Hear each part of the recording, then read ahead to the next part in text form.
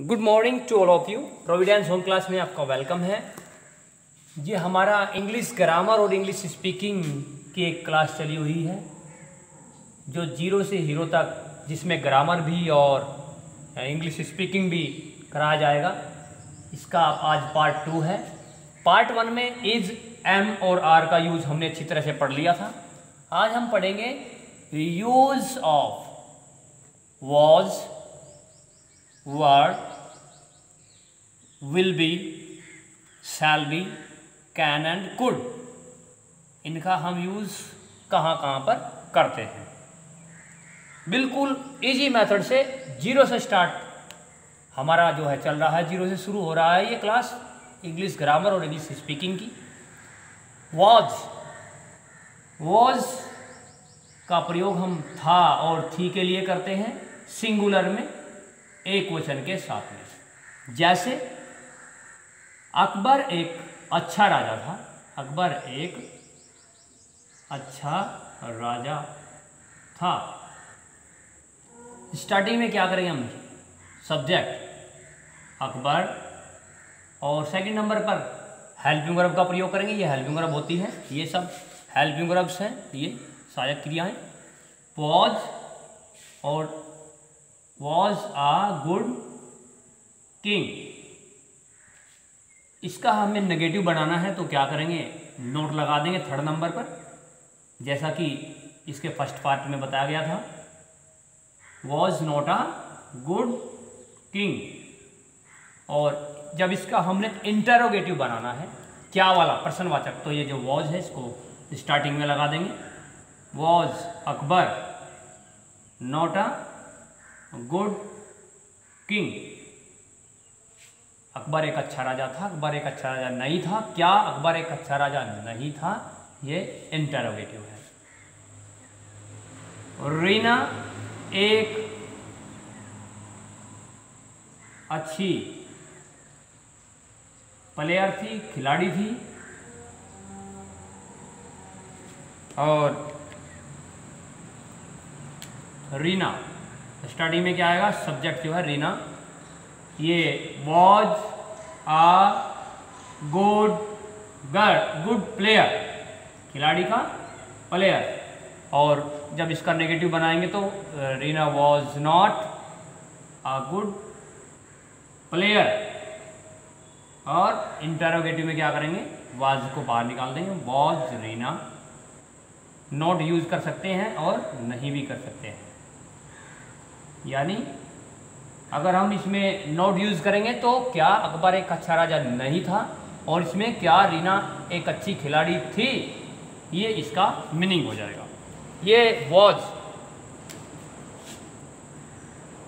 पिताजी कल शाम 6 बजे खेत में थे। ये सेंटेंस, मेरे पिताजी कल शाम 6 बजे खेत में थे। ये मेरे पिताजी, माय फादर थे। ध्यान रखना है लास्ट में क्या आया है? थे। लेकिन ये रेस्पेक्ट के लिए हमने यूज़ किया है। पिताजी जो फादर हैं वो सिंगुलर है, एक वचन है, इसलिए इसमें यूज हम वॉज का ही करेंगे। गांधी जी एक अच्छे व्यक्ति थे। सुभाष चंद्र बोस जी एक महान नेता थे। तो इस सेंटेंस में हम जो थे का यूज़ करते हैं, उसकी जो इंग्लिश होती है वो वॉज ही लगाते हैं, क्योंकि वो हम रिस्पेक्ट के लिए थे का प्रयोग करते हैं। हालांकि वो सेंटेंस सिंगुलर, एक वचन होता है। My father was in the field at 6 PM। PM शाम का टाइम होता है, इसे पास्ट मेरिडियम बोलते हैं। और AM सुबह का टाइम होता है, रात 12 बजे से और दोपहर 12 बजे तक का जो टाइम होता है उसे AM बोलते हैं। इसे एंटी मेरिडियम बोलते हैं। ये PM जो होता है दोपहर 12 बजे से और रात के 12 बजे तक का जो टाइम होता है इसे हम PM बोलते हैं। और ये लास्ट में टाइम यूज़ करते हैं यस्टरडे। कैसे क्या यूज करना है? टाइम कहाँ यूज करना है, सब्जेक्ट कहाँ यूज करना है, प्रयोग करना है, कौन से नंबर पर क्या आएगा, ये हमने जीरो से हीरो की जो हमारी क्लास है इंग्लिश ग्रामर की उसके पार्ट 1 में अच्छी तरह से हमने पढ़ लिया था। ये है। अब हम पढ़ेंगे वर, यूज ऑफ वर। ये थे, सभी अध्यापक टीचर्स कल मीटिंग में थे। ये सेंटेंस है, सभी अध्यापक, ऑल टीचर्स या ऑल द टीचर्स भी यूज करें या फिर all teachers were in the meeting कल, yesterday।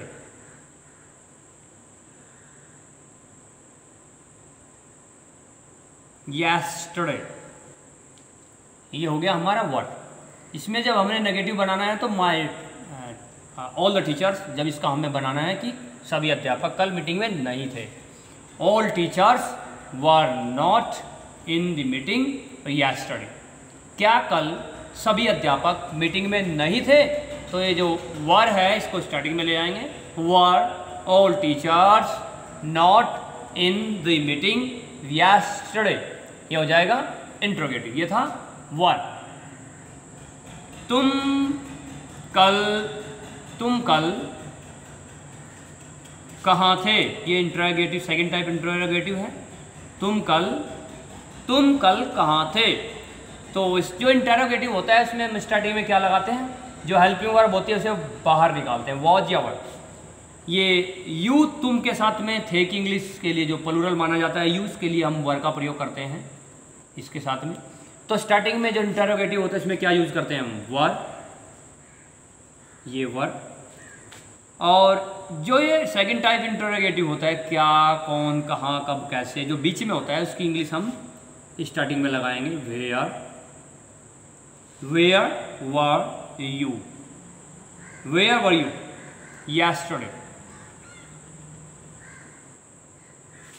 तुम कल कहाँ थे, where were you yesterday, where were you yesterday, तुम कल कहाँ थे। ये इस तरह।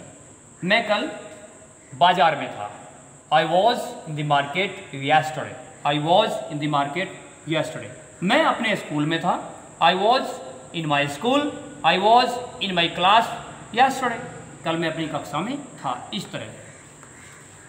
अब इसके बाद वॉज वर्ब के बाद हम देखते हैं विल बी। इंपॉर्टेंट है, विल बी का प्रयोग हम कहाँ कहाँ पर करते हैं। विल बी और शैल बी दोनों का प्रयोग किया जाता है। विल बी और शैल बी ये दोनों होते हैं, दोनों का प्रयोग हम करते हैं जहाँ पर होगा, होगी और होंगे।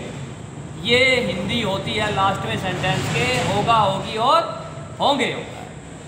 बस ध्यान रखना है शैल बी का यूज हम आई और वी जो फर्स्ट पर्सन होते हैं इसके साथ करते हैं, बाकी सबके साथ हम विल बी का प्रयोग करते हैं। जो हमारा एक सेंटेंस देखते हैं पहले। मधु कल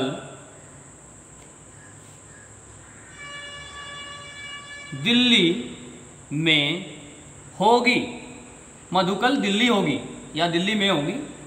मधु होगी की इंग्लिश लगाएंगे हम सेकंड नंबर पर, first number second number, first number second number. Will be होना की जो इंग्लिश होती है वो बी होती है, होना की बी, और गा गीगे की विल होती है। गा गीगे के लिए हम विल यूज करते हैं और होना बी इसकी वर्ब होती है। Madhu will be in Delhi tomorrow. इसमें था वाले में yesterday हमने प्रयोग किया था क्योंकि वो बीता हुआ कल था और ये आने वाला कल है, कल होगी, इसलिए इसमें टुमारो का प्रयोग है। इसका हमें नेगेटिव जब बनाना है तो यहाँ नॉट का यूज करेंगे। Madhu will not be in Delhi tomorrow, Madhu कल दिल्ली में नहीं होगी। और इंटरोगेटिव में विल को स्टार्टिंग में ले आएंगे, जैसे तुम कल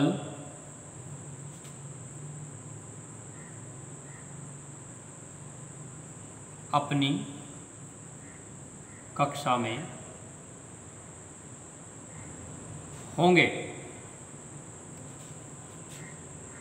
तुम कल, ऐसे भी हम इसे लिख सकते हैं, तुम कल 10 बजे अपनी कक्षा में होंगे। You will be in your class। You के साथ में अपने की अगर योर होती है, आई के साथ में माई होती है, ही के साथ में हीज और सी के साथ में हर। इसकी ये वीडियो क्लास हमारी हो चुकी है, वो देख सकते हो आप।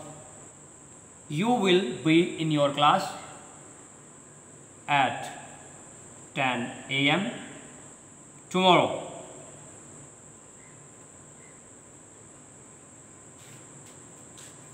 You'll be, इसे हम शॉर्ट में you'll be बोलते हैं। You'll be in your class, your you'll be in your class, you'll be in your class at 10 AM tomorrow।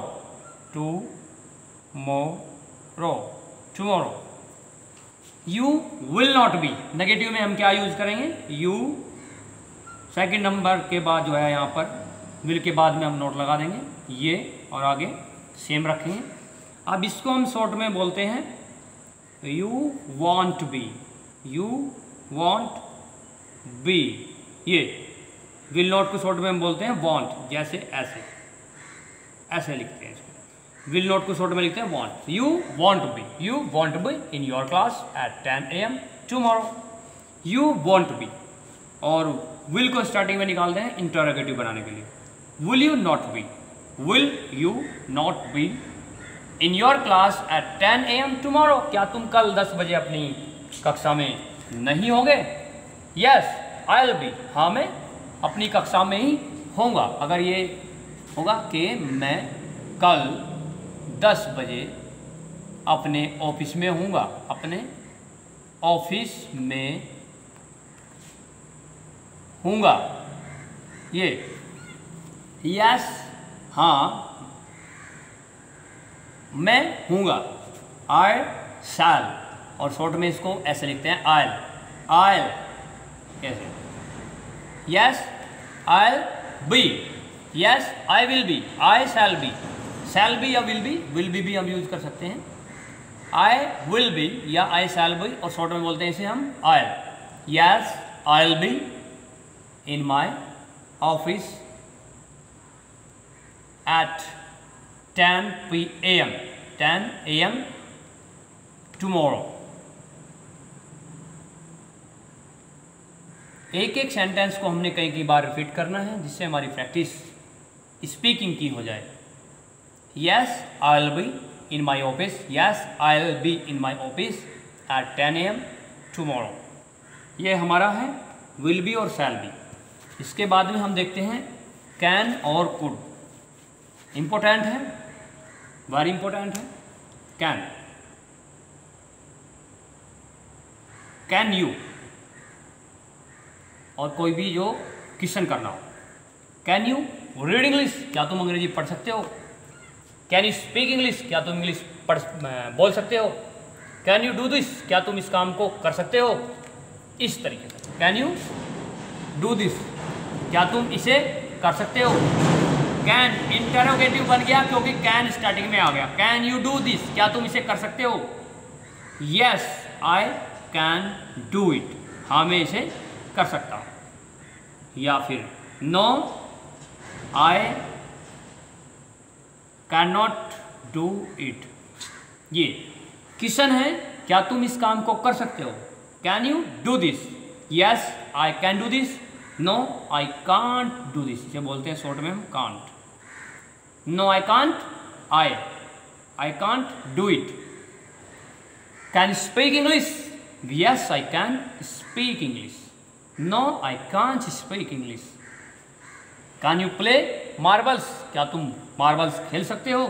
Yes I can play marbles, no I can't play marbles. Can you play cricket, क्या तुम cricket को play कर सकते हो, खेल सकते हो? Yes I can play cricket, no I can't play cricket. Can you swim in the river, क्या तुम नदी में तैर सकते हो? Yes I can swim in the river, या no I can't swim in the river. Can you write in Urdu, क्या तुम उर्दू भाषा में लिख सकते हो? Yes I can write in Urdu. No I can't write in Urdu. Can you speak French language, क्या तुम जो फ्रेंच भाषा होती है, कैन यू स्पीक फ्रेंच, क्या तुम फ्रेंच को बोल सकते हो? Yes I can speak French language, या no I can't speak French language. Can you do me a favour, क्या तुम मेरा इतनी ताकत है कि मेरा काम कर सकते हो? कैन जो होता है कैपेसिटी, ताकत के लिए प्रयोग किया जाता है। कैन यू लिफ्ट इट, क्या तुम इसे उठा सकते हो? लिफ्ट मीन्स उठाना होता है।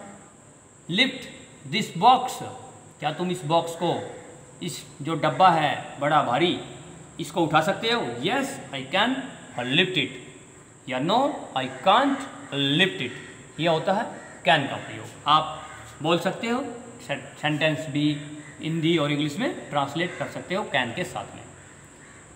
कुड हम पढ़ेंगे नेक्स्ट, इसके पार्ट 3 में। कुड, वुड और आपका यूज टू, वो और हैज, हैव, हैड, ये हम नेक्स्ट पार्ट में पढ़ेंगे। ये हमारा can. Can you speak English, क्या तुम इंग्लिश बोल सकते हो? No I can't speak English, या फिर yes I can speak English. आप यदि ग्रामर, इंग्लिश ग्रामर और इंग्लिश स्पीकिंग दोनों को अपनी जीरो से और हीरो तक ले जाना चाहते हो तो इसके जो पार्ट्स हैं, कई पार्ट्स इसके, आप जितने भी पार्ट्स होंगे इसके, वो सब एक एक पार्ट कई बार देखें, तैयार करें और उसे साथ साथ बोलते रहें और अपनी इंग्लिश स्पीकिंग ग्रामर को ज़बरदस्त बनाएं एग्ज़ाम्स के लिए और जॉब्स के लिए, इंटरव्यू के लिए। और इस चैनल को सब्सक्राइब करें ताकि नेक्स्ट जो पार्ट्स हैं वीडियोज आपको मिलती रहे। थैंक यू, जय हिंद।